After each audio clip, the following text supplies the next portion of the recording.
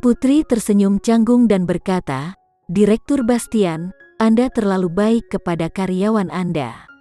Mungkin dia terlalu banyak berpikir.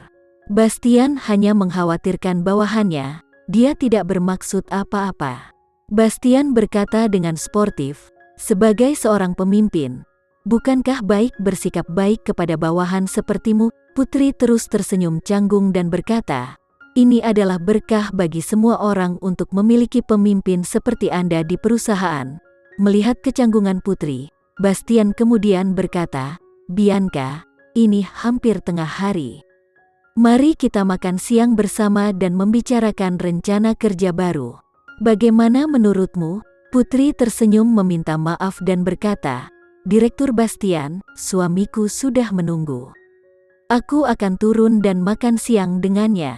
"Suamimu?" Bastian membelalakan matanya karena terkejut dan berkata, "Maaf, rincian pekerjaanmu menyatakan status perkawinanmu belum menikah. Aku selalu berpikir bahwa kamu masih lajang." Saat itu, Putri melamar posisi kepala desainer di PM Corporation dengan menggunakan identitasnya sebagai Bianca, seorang perancang busana asing dari Korea. Kemudian, dia menunjukkan status perkawinannya sebagai belum menikah. Setelah dia kembali ke sisi Randy, meskipun mereka telah melalui banyak hal bersama, Randy tidak pernah mengekspos foto-fotonya sehingga dunia luar tidak tahu bahwa Putri adalah istri sahnya. Kemudian, PM tiba-tiba diakuisisi oleh Sandiga, dan akhirnya Putri tidak masuk kerja lagi. Sekarang, ketika dia tiba-tiba mengucapkan kata suami, tidak heran jika Bastian akan terkejut. Dia tidak sepenuhnya yakin apa yang dipikirkan Bastian di dalam hatinya, tapi bagaimanapun, dia berpikir bahwa ini pasti alasan mengapa dia terkejut. Putri tersenyum meminta maaf dan tidak menjelaskan lebih lanjut. Saat itu, alasan mengapa dia menunjukkan dirinya sebagai belum menikah adalah karena dia telah kehilangan ingatannya dan berada di bawah pengaruh orang lain. Sekarang setelah semuanya terungkap, Putri akan menganggap ini sebagai awal yang baru. Melanjutkan identitas aslinya untuk bergabung dengan industri fashion lagi, dia bisa melakukan apa yang dia sukai. Putri tidak mau menyebutkan lebih banyak, dan Bastian juga tidak ingin bertanya terlalu banyak. Bastian mengubah topik dengan bijaksana dan berkata, "Bianca." "Direktur Bastian, nama asliku adalah Putri Bramasta. Anda dapat memanggil saya seperti itu." Tiba-tiba Putri menyela Bastian. Bianca adalah nama yang indah, tetapi setiap kali Putri mendengar nama yang diberikan kepadanya oleh Septian Bramasta, Putri akan mengingat masa lalu ketika dia dikendalikan seperti boneka. Jadi dia tidak ingin orang lain memanggilnya dengan nama itu lagi. Putri Bramasta adalah nama yang sangat bagus. Bastian tersenyum dan berkata, "Perusahaan kita berencana untuk memulai lini bisnis baru, dan aku juga tahu bahwa kamu tampaknya lebih tertarik pada desain pengantin. Apakah kamu tertarik untuk bergabung dengan tim kita?" Benarkah? Putri tidak percaya apa yang dia dengar. Bagaimana bisa ada kesepakatan yang begitu bagus? Seolah-olah itu dimaksudkan untuknya. Bastian mengangguk dan berkata, "Tentu saja itu benar. Mengapa aku bercanda denganmu?" Putri menunjuk dirinya sendiri dan bertanya, "Bolehkah aku bergabung?" Bastian tersenyum dan menjawab, "Bukankah aku sudah mengundangmu?" Putri sangat gembira sehingga dia mencubit wajahnya untuk melihat apakah itu akan sakit. Tapi itu nyata dan dia tidak sedang melamun. Kemudian, dia berkata, "Terima kasih, Direktur Bastian. Saya akan melakukan yang terbaik." Putri merasakan keberuntungan itu di dirinya.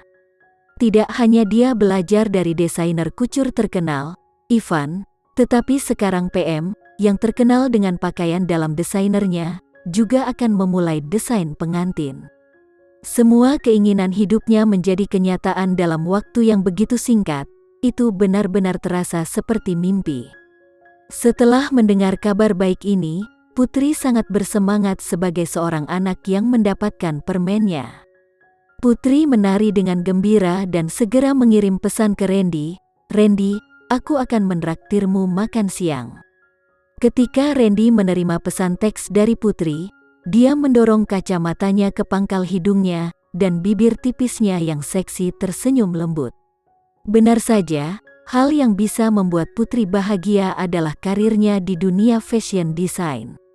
Timnya telah datang dengan ide untuk PM Corporation untuk meluncurkan garis desain pengantin. Ketika Randy mendengar ide itu, dia menyetujuinya tanpa berpikir lebih jauh. Terlepas dari apakah merek itu bisa menjadi besar atau tidak, dia tidak akan bergantung pada merek ini untuk menghasilkan uang. Tidak apa-apa selama Putri menikmati dirinya sendiri. Direktur Renvi, dokumen ini perlu tanda tangan Anda. Randy sedang duduk di lobi, menunggu Puter. Sekretarisnya harus mengirim dokumen untuk ditandatangani. Randy melihat sekilas dokumen itu, lalu mengambil pena dari sekretarisnya dan segera menandatangani dengan nama resminya. Dokumen-dokumen itu dari Amerika Serikat. Dia diminta untuk menandatangani nama resminya karena orang-orang di sana hanya mengenal nama Irfan Sanjaya. Setelah menandatangani dokumen dan mengembalikannya ke sekretarisnya, Randy melirik jam di arlojinya dan berkata, "Batalkan semua janjiku sebelum jam 2 hari ini. Aku ada kencan makan siang dengan istriku."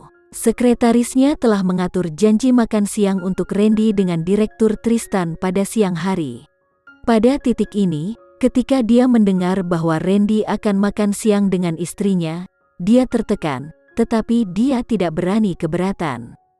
Identitas Putri Bramasta sebagai istri sah Kevin Randy diumumkan ke publik, oleh karena itu tidak ada yang mengetahuinya. Terakhir kali, Putri muncul di markasnya, dan semua karyawan internal di Sandiga akhirnya mengetahui tentang keberadaannya.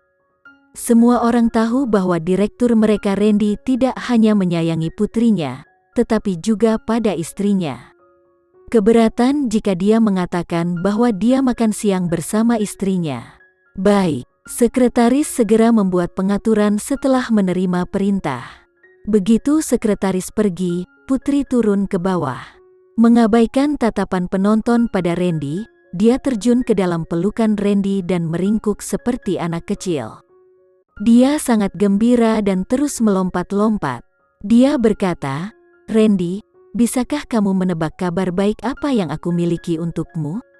Randy mengelus kepalanya dan berpikir sejenak, "Yah, apakah bosmu memberitahumu bahwa kamu akan mendapat kenaikan gaji ketika kamu kembali bekerja?" Putri cemberut mulutnya dan berkata, "Itu norak." Randy tersenyum dan menjawab, "Aku seorang pengusaha. Naluri pertama seorang pengusaha akan selalu menjadi keuntungan moneter." Putri memutar matanya ke arahnya dan berkata, "Aku akan memberimu kesempatan lagi." "Coba tebak lagi."